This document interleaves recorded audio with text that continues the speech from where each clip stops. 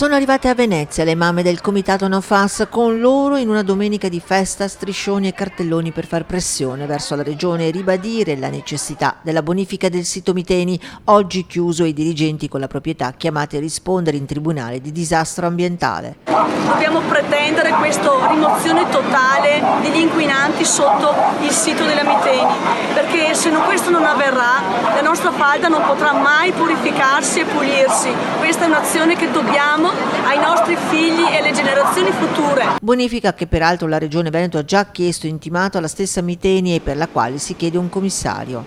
6, 5, 4, 3, 2, 1... Un'invasione pacifica di genitori con i figli, le generazioni future, ma già malate. I bambini nascono pretermine, c'è un aumento del diabete gestazionale in gravidanza. Queste sostanze studiate ormai da tantissimi anni devono essere tolte dal mercato perché sono troppo pericolose. Una messa in sicurezza del sito che a tutt'oggi si sarebbe limitata ad una barriera idraulica di emungimento, ma che non bloccherebbe o quantomeno sarebbe insufficiente ripulire la falda.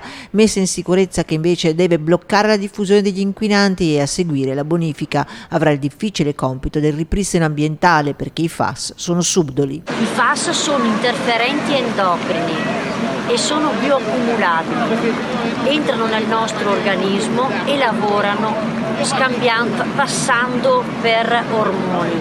Di conseguenza tutto il metabolismo, appunto non riconoscendoli, lavora in maniera anomala.